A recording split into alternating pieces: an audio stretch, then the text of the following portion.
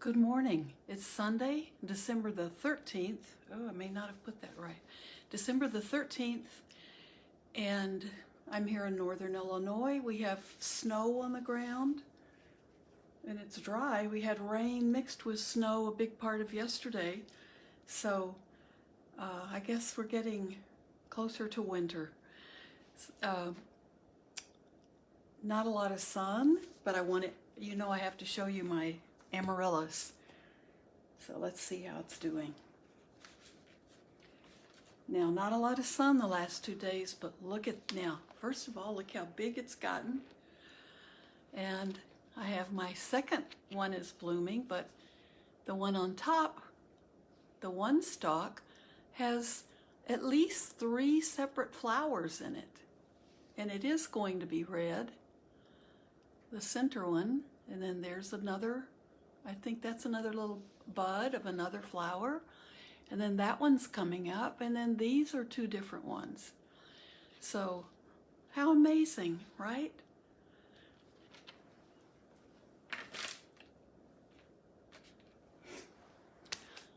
That has to be a new Christmas tradition for me. So I hope all of you are having a good Sunday morning. We have Sutta study on Zoom at 10:30 with Bhante Bhatia, so I always enjoy that. So I go from here to my desk a few feet away and get on Zoom and join the class. So it makes these second and fourth Sunday mornings are busy, and I like that. A lot of Dhamma. Keeps me going. Then I have another class at 6 p.m. that's with the New York Sutta study group. So it's a good day. I hope all of you are finding things that are good for you and that you're enjoying. I know Kim Zoff was really working on her ukulele, which she plays very well to begin with. But at the beginning of the pandemic, she was spending time perfecting her skills, which is one of the things I had wanted to do and really had to set it back out of the way because there were so many classes and things I wanted to study and work on my practice that I temporarily have had a hiatus from the ukulele, but my amateur attempts were not all that successful, so it probably felt like something that I wasn't very good at. So, but Kim, I do plan to get back to it because I love the idea. So I hope all of you have projects that you've been able to work on during the pandemic and that you've been able to stay healthy. And you might be trying to take care of people who are not healthy, and that's enough of a project in itself. I'll try to let that be your practice and your teacher as you go through that difficult time, but always have hope. And I hope if you're getting very burnt out, as I know the entire health care profession is, try to find something that can rise up that energy. In Buddhism, we call it vidya. Bhante Pemaratana gave a wonderful talk on that quality.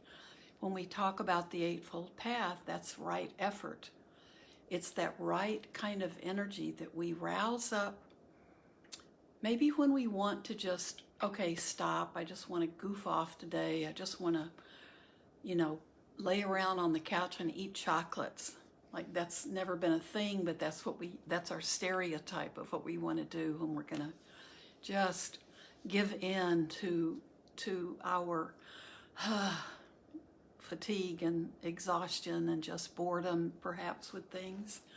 But the quality of vidya, we all experience it.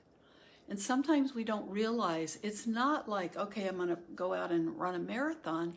That persistence and staying with it, that quality of effort and energy that the Buddha is talking about, is that when we need to rouse ourselves to go a little bit further, to stay to stay with our meditation a few minutes more. That's often just the energy, the effort that we want to put into it. We need to rouse ourselves to give it a little bit more. So if you meditate every day for 5 minutes, which is fine, maybe rouse the effort and sit for 10 minutes. Give it a shot. Sometimes we want to maybe give up before we should give up. And that's when we need to have that quality. I know all parents have it, all mothers for sure, and I think most fathers. It's when you really want to get a good night's sleep and you have a sick child or you have a baby that needs to be fed every few hours. The thing that makes us get up and go and tend to that child, thank goodness there's that bond of love that we have, but it's also that vidya, it's that energy. Like this, we'd rather not have to get up out of a dead sleep to go take care of someone, but we have a motivation to make that extra effort, put that energy into it. So sometimes it's very easy to do. We just need to be aware of it. And other times it's that we have to have we have to think about it and know that that's a quality we have in our life and we want to cultivate it. So that was a beautiful talk yesterday. It would, if you can watch it or listen to it, I really recommend it, because now with the pandemic, we're close. We see the vaccines are rolling off the production lines. They're on their way out, and of course we can get excited, and that's good to have something to get excited about that's positive. But we don't know how long it's going to take to get to us or to our loved ones. My mom's in a assisted living facility in Tennessee. They say nursing homes and healthcare workers will be the first, but we have no idea when that will be. That's a lot of people in this country to be getting those injections, and it's just the first of a series of 2. So this doesn't mean that this pandemic is over. Now more than ever, we have to be vigilant, but it's also a time for those of us who are really trying to be careful and keep ourselves safe, and by doing that, we keep others safe. It's really a time for us to have more of that vidya, that energy, so we can keep going and not get really slack, or not just think, oh, well, we're almost at the end. That's when most races are lost, I would think, is kind of towards the end, right? And we have to also have that quality of patience, which I really like to think of this, and I've seen some articles about it lately, that patience is the opposite of anger. I like thinking about that. So we have to be patient. This is definitely, this pandemic is not over. And that means our holiday season coming up, we need to be very willing to be patient and not think, okay, we just have to go back to our normal ways of celebrating with big groups and families. This is not the time to be thinking that. We've got the rest of the race to run. So think about that extra effort that we put out to keep going with a project, or with every day. If it's getting hard for you to get through the days, allow yourself to rouse up some extra energy. Maybe think of a new class you can get into, or a reading project that you'd like to complete, or a sewing project, or there's a closet left to clean out or clean again. Something to keep you going, and hopefully it can be something that also becomes a beautiful teacher for you. Don't give up.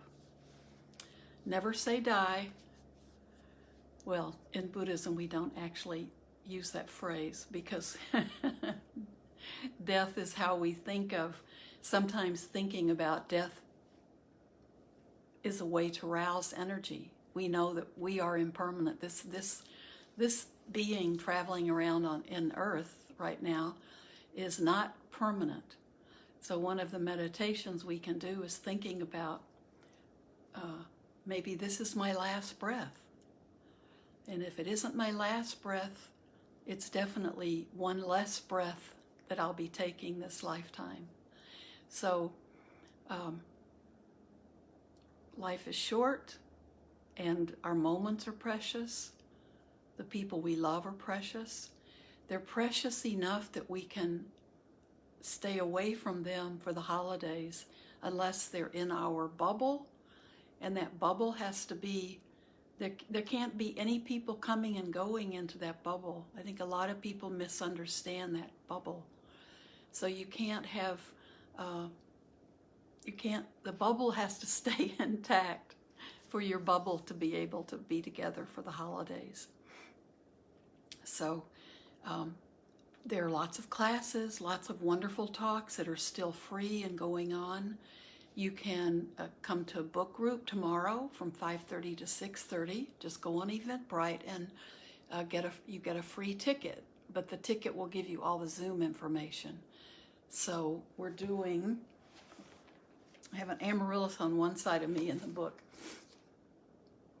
So here's the book, Pema Chodron's Welcoming the Unwelcome. And you may feel like you're welcome, that's been out long enough, right? But don't give up now. We are getting close enough to begin the move back into some kind of normal, but everything I listen to and the whatever I'm seeing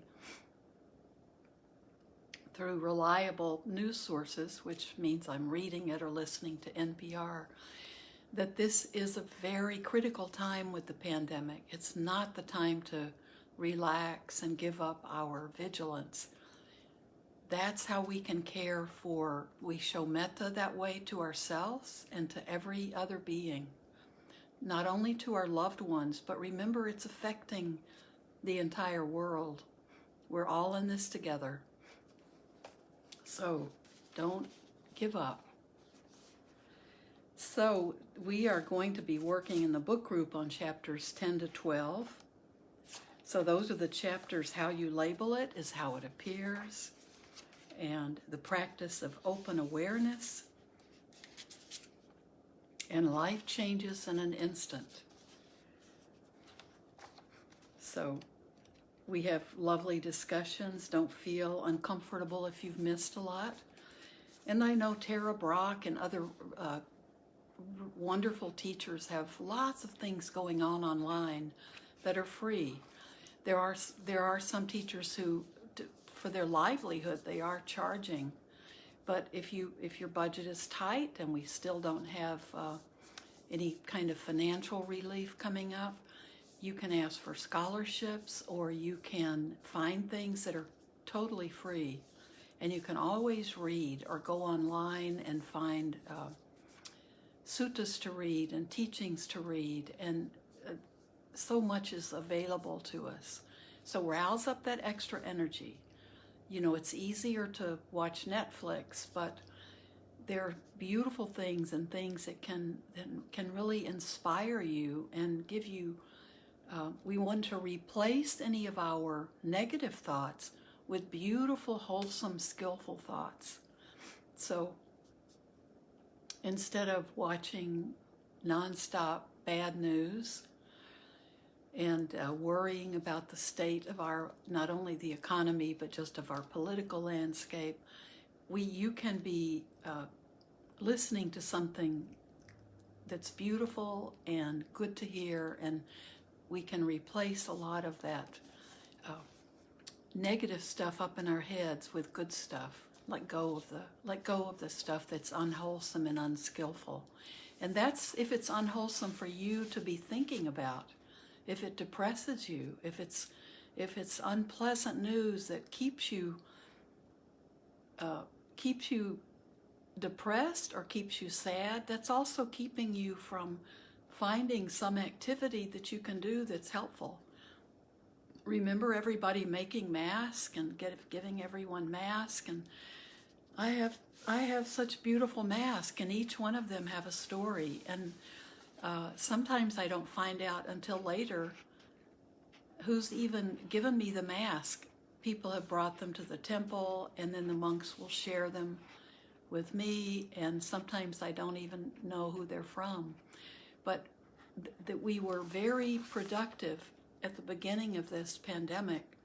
People really roused a lot of energy to be proactive, and we need to keep doing that, because even when we've all had 2 vaccinations and we're feeling pretty cocky about leaving the house, don't leave the house without a mask on. This is going to be a long time, and we need to just accept that and then be happy.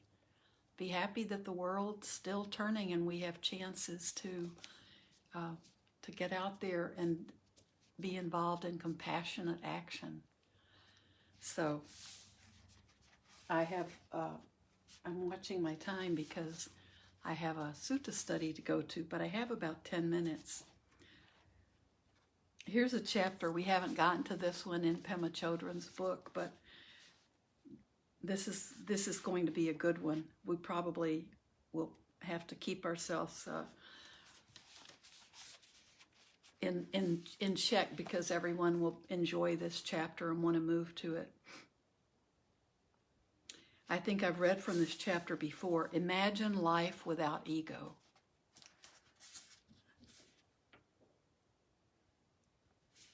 So let me pick a part that I perhaps haven't read.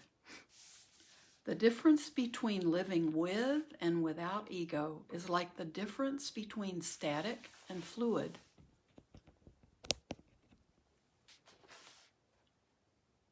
Because ego's tendency is to resist the open-ended, empty nature of how things are. When our experience is dominated by ego, our perceptions become frozen and lose their vibrancy. When I was young, I had a very interesting dream, which has remained vivid in my memory to this day. I was in a fluid state without any sense of opposition. No me against you or me against anything. There was just a wide open feeling that felt dynamic and alive. The word that kept coming to my mind was process. I recognized how everything was in process. Moving, growing, living. I had a deep sense of what it was to be me and what it was to be an interchange with everything my senses perceived. And I had the thought, nothing is like it seems to be. I recognized how the fixed, solid way I usually perceive things was just an illusion. When I woke up, it was so shocking. I opened my eyes, and suddenly there I was, back in this frozen world. My sense perceptions were back to seeing everything in a fixed way. It felt like everything was made of plastic, like that plastic sushi they display outside some Japanese restaurants. I remember finding this very depressing. I'd had an experience of something that felt like the truth, but there was no way for me to get back there. Years later, when I started hearing Buddhist teachings on emptiness and egolessness, I used that dream as a reference point. It resonated with the words that Trungpa Rinpoche and other teachers used: dynamic, fluid, in process, alive. But these teachers not only gave me a sense of what the experience of ego-ness felt like, they pointed the way to how I could gradually cultivate freedom from ego. If ego is such a big problem, it would seem like the most natural solution is to get rid of it. It isn't like when you have someone in your office or community or family who's a huge pain in the neck. You want to get rid of that person, or at least you wish you somehow never had to see them or deal with them again. That's a normal response to difficulty. And with all the teachings about how the ego is the biggest troublemaker in our lives, the biggest pain in the neck, why would we not just try to get rid of it?